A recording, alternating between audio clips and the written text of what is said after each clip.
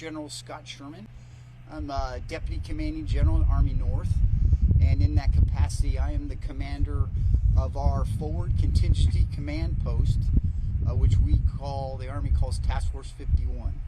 I am here on the ground leading this effort for Army North and U.S. Northcom, and really organizing operations here, the mobilization of the soldiers, the California National Guard soldiers and the 700 Marines, and organizing, planning the operations here as we support federal agencies, and in particular the U.S. Immigration and Customs Enforcement. Any questions? Ready for questions? Yes, ma'am. And then that was my first question, is what exactly are the orders? I know that the National Guard so far has been protecting one of the federal buildings in downtown, one of the federal buildings in Westwood, but there's still a bunch of soldiers who are here. So what really will the job be now that the Guard is federalized, now that the Marines are headed here too? That's another question I have. They're heading close to here, not here on this location, that is correct. 700 Marines. So with our orders directed by the President, the Secretary of Defense has mobilized. Right now it's 4,700 personnel, so 4,000 from the California National Guard, 700 Marines. And our mission is to protect federal agencies, our federal partners, their personnel as they conduct their federal mission, and even more in particular as they do the enforcement of federal law, and then also to protect all federal assets and federal facilities that are located in the locations where there have been demonstrations lately. All right, it's been said that the mission is to protect the federal buildings and the federal personnel. Will the National Guard and Marines be protecting ICE on raids? Yes, they would be doing cordon on that, and that's strictly for the protection of the personnel as they do their job, their federal job. Can you specify how many of the troops have been used so far on those ICE operations?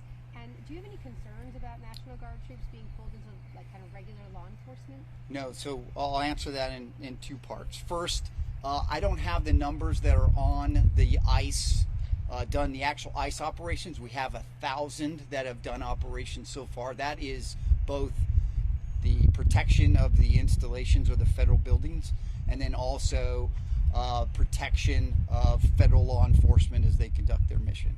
On Title 10, on federal orders, these soldiers do not conduct law enforcement operations, that like arrests or search and seizure. They are strictly used for the protection of the federal personnel as they conduct their operations, and to protect them, to allow them to do their federal mission. And to follow up on that, in the case of recent ICE raids where we've had protesters show up to those in downtown, we have seen the vandalism of federal buildings. I was reading up on Task Force 51, and I know that you're especially trained with de-escalation, crowd control, rules of use of force. At what point do these soldiers engage? What would that engaging look like? Yeah, sure. So strictly for the protection of the federal personnel and the protection of the federal building, they're allowed to temporarily detain and wait for law enforcement to come and arrest them. They do not do any arrest. They're strictly there to detain, to wait for law enforcement to come and handle those demonstrators. When they go,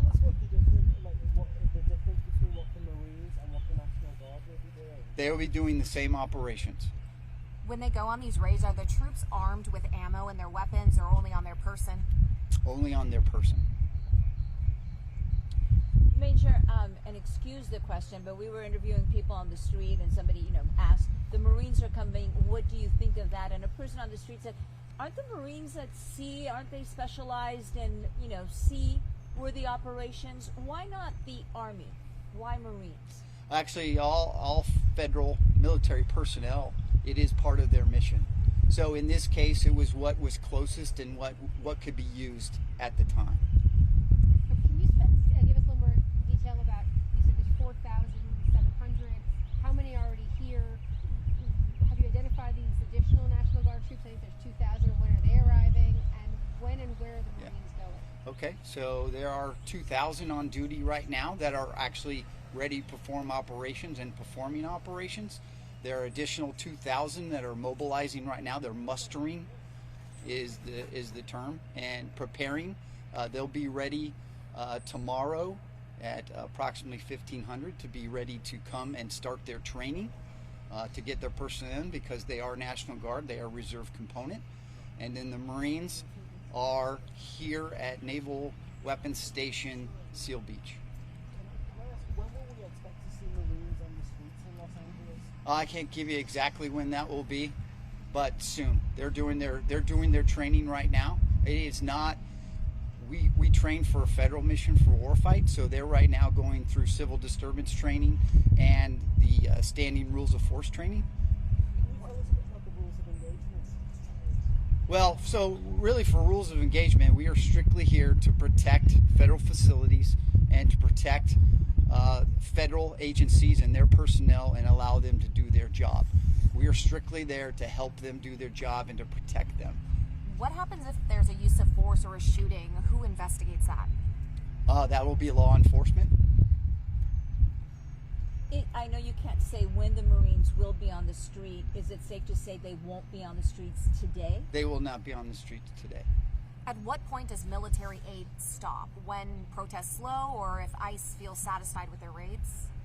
It's strictly to the officer, to the agent in charge when they're doing the operations. They do that, so we have worked out coordination with them. We meet, we do rehearsals, we totally understand their operation, conduct the operation, and then we leave. Is there a plan in place to call in even more? Because originally it started with the first 2,000 National Guard. Now there's 2,000 more coming. Ma'am, I do not know. A question on, and I think it's a follow-up from Carly's question. So right now, is there a date where for sure Task Force 51 will still be enacted till, or is it a day-by-day situation? It's a day-by-day situation. We've been ordered to temporarily protect both buildings and federal personnel. And there's a suit by the state of California that I'm sure you're aware with, where the Attorney General is saying the Marines should only be deployed under this law from the 1800s that says, you know, only civilian police can police civilians. So he's trying to get the Marines out. Your response to that? That is, they're working it. It's beyond my scope. I'm here to run operations. They are currently been ordered to come and support this operation, so that's what I'm doing right now. And where are the 700 Marines from? I know mainly the Guard members are like 95% from California. Where did these Marines come from? Is it the 29 Palms folks? They did. They come from 29 Palms. Can you specify where exactly these resources will be used? Is it just City of Los Angeles? Like, how far is the range? Currently, just City of Los Angeles. How many hours of training do they get for civil unrest? Civil unrest, it's pretty much a 2-day set training. So it's very extensive. It is all about the civil disturbance, how to, and really how to control crowds and protection of facilities. And you said the Marines will only be used in the city of Los Angeles. I do not know that. It's just depending on where the federal agencies will need to have them be used. Okay, so we could see them in other places. Yes. Do you foresee, can you give us some sense, it sounds like they're protecting federal property, they're also protecting federal officers from doing immigration enforcement. How many of the troops are being used for one versus the other? Like, how much of this operation is devoted to one task versus the other? It depends on the operations. Their operations depend on the day and what they're doing. We're prepared to provide up to, right now, currently, we can provide up to 2,000 soldiers to do the missions that they need.